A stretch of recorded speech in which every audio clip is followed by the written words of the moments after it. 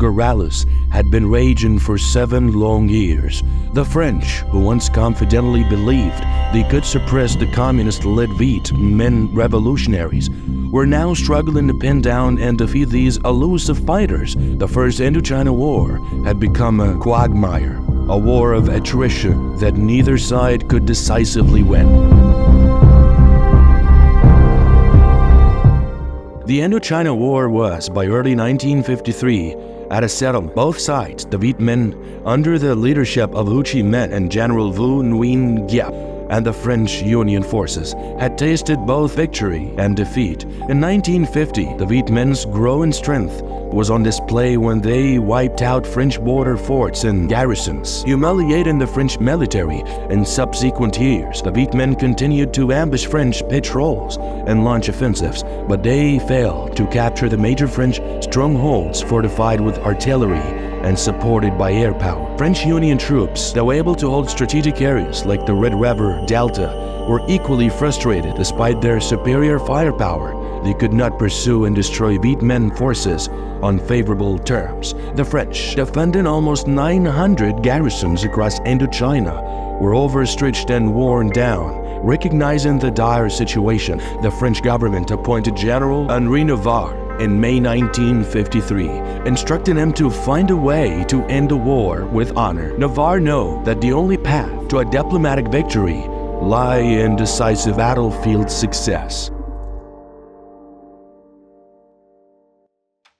General Navarre quickly assessed the situation and realized that the French forces were spread too thin. The manpower required to defend remote outposts was draining the offensive capabilities of the elite French paratroopers and Foreign Legion units. Navarre decided to abandon many of these isolated garrisons, including the strategically vulnerable Nha San, and consolidate his forces in the more defensible Red River Delta. This would free up troops for future mobile operations and counterattacks against the Viet Minh. Navarre's plan also involved increasing the training and reliance on local Vietnamese forces, hoping that he could take over garrison duties and free French troops for more offensive operations. However, this shift in strategy was not enough. Navarre needed more resources, more troops, and more firepower to implement his ambitious plan. He turned to the United States for assistance. While President Truman's administration had initially sympathized with Vietnamese independence movements opposing French colonialism, by 1953, the perception had changed. Eisenhower and his advisors now saw the Viet Minh as a proxy for Soviet communism, and France's fight in Indochina became a key front in the global struggle against the spread of communism. French Union troops knew sooner or later they would have to settle an end once and for all with Viet Minh, since they were extending forces into Laos. That would make the French mobile group in the Red River Delta area much challenging to stop them in control of Indochina. In this already difficult situation, Navarre, determined to halt these advances, devised a bold plan. He would seize the village of Dien, a strategic outpost in northwestern Vietnam, to cut off Viet Minh supply routes into Laos. Navarre envisioned Dien as a fortified base from which French forces could launch offensive raids into the Viet Minh's rare areas, forcing them into a set-piece battle where French firepower could be decisive. On November 20, 1953, 6 battalions of French paratroopers were dropped into Dien Bien Phu. The initial assault encountered more resistance than expected, with several paratroopers killed before they even touched the ground. Nevertheless, the French quickly secured the area and began constructing a massive fortified camp, complete with airstrips, artillery, and fortified positions. Over the next few months, French engineers transformed Dien Bien Phu into a stronghold with 9 defensive bastions encircling 2 key airstrips that would serve as the lifeline for resupply.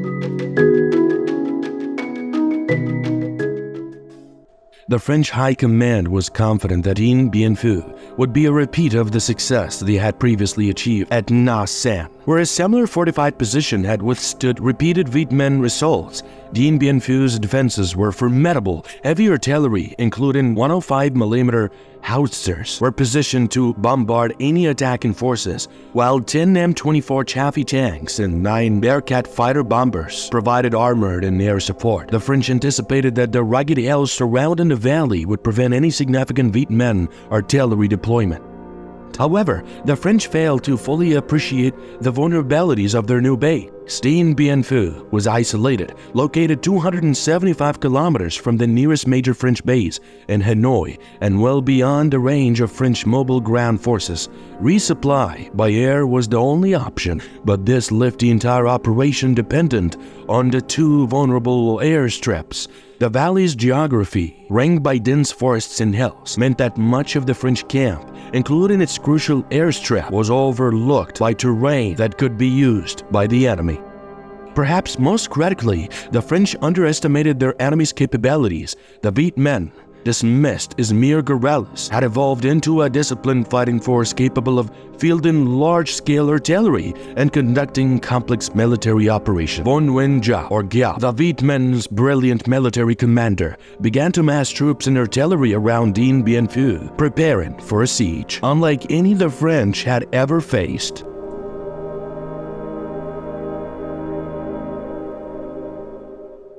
In a bold move, Giap deployed around 50,000 regular troops to the Dien Bien Phu area, approximately one-third of his total force. These troops were supported by substantial Chinese military aid, which included training in artillery tactics and the provision of heavy weapons, including American artillery pieces captured in Korea. The Chinese advisors urged Giap to use overwhelming firepower to break the French position, supplying ample artillery shells and advanced anti-aircraft weapons to counter the French air advantage. The Viet Minh began cutting new jungle paths to transport artillery pieces into the hills surrounding Dien Bien Phu. By January 1954, they had maneuvered over 240 artillery pieces, including heavy mortars, recoilless rifles, and flak guns, into concealed positions overlooking the French base. Giap's strategy was risky, as concentrating such a large force and equipment in one area left other regions vulnerable. But he was determined to achieve a decisive victory that would shift the diplomatic balance in upcoming peace negotiations.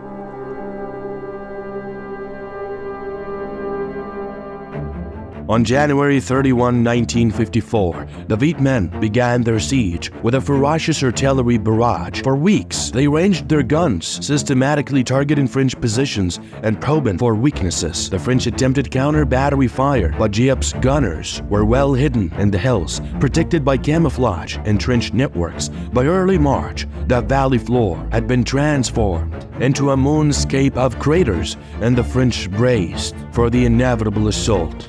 The Viet Minh launched their first major attacks on March 11, targeting the northern bastions of Gabriel, Anne-Marie, and Beatrice. The assaults were far more sophisticated than anything the French had seen before. Giap's troops coordinated artillery bombardments with infantry assaults, collapsing bunkers, and knocking out French guns before launching wave after wave of infantry attacks. Beatrice, perched on an isolated hilltop, was his first. After a relentless artillery barrage that buried bunkers and men alike, the Viet Minh stormed the position and overran it by March 14, inflicting heavy casualties on the French defenders. Next, the Viet Minh shifted their focus to Gabriel. Despite a desperate French armored counterattack, the position fell after another brutal artillery assault. The French artillery, already weakened by the initial barrages, was unable to provide effective support, and resupply aircraft attempted to land were met with a hail of anti-aircraft fire. The situation was rapidly deteriorating, and the French defenders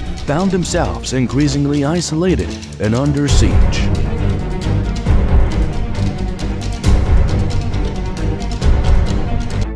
As the Viet Minh tightened their grip around Dien Bien Phu, the French High Command in Hanoi considered several desperate options to relieve the embattled garrison.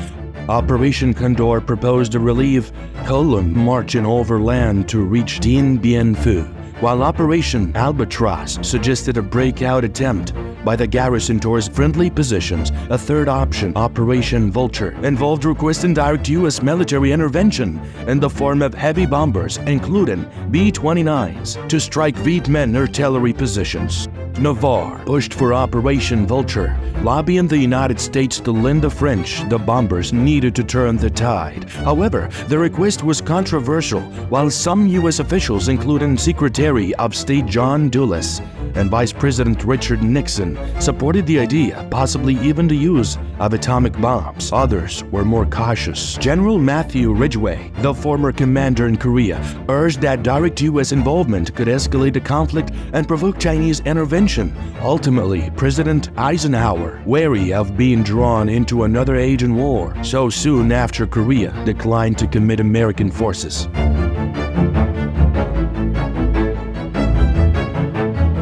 As the French awaited a relief that would never come, Giap intensified the siege. By April, French forces held only a small area of approximately 1.5 kilometers in diameter, hemmed in by Viet Minh trenches and tunnels that crept ever closer to the heart of the French defenses. Supplies were running critically low, and French transport planes attempting to airdrop food, ammunition, and medical supplies frequently missed their targets or were shut down. On May 6, the final Viet Minh assault began, using only arrived 6-barreled rocket launchers, similar to the German Nebelwerfer of World War II. Giap's forces unleashed a storm of fire on the French headquarters. The French defenders, now exhausted, wounded, and cut off, could no longer hold their positions. On May 7, 1954, the main camp was overrun, and by the evening, the French garrison surrendered. Only a small number of French troops managed to escape. The rest were killed or captured. The Battle of Dien Bien Phu was a disaster for the French. Over 2,300 French soldiers were killed, and 6,400 were wounded, and nearly 9,000 were captured. Viet Minh casualties were estimated to be around 30,000, but the victory was decisive. The fall of Dien Bien Phu not only marked the end of French military presence in Vietnam, but also signaled the collapse of French colonial rule in Indochina. The war, increasingly unpopular in France, was seen as a futile and dirty conflict that no longer held any relevance to the French public. In July 1954, the Geneva Accords were signed, bringing an official end to the First Indochina War. The accords resulted in the division of Vietnam along the 17th parallel, creating a communist North Vietnam under Ho Chi Minh and a non-communist South Vietnam led by Bao Dai and his Prime Minister Ngo Dien. The agreement called for nationwide elections to unify Vietnam in 1956, but these elections would never take place. Instead, the division of Vietnam set the stage for the next chapter in the country's tumultuous history, the Vietnam War. The Battle of Dien Bien Phu was a turning point in 20th century history, symbolizing the decline of European colonial empires post-World War II. The Viet Minh's victory showed that nationalist movements could defeat even the most powerful colonial armies. For the U.S., it highlighted the complicities of Cold War geopolitics and foreshadowed deeper American involvement in Vietnam. The fall marked the end of French colonial ambitions in Southeast Asia and underscored the enduring struggle for Vietnamese independence.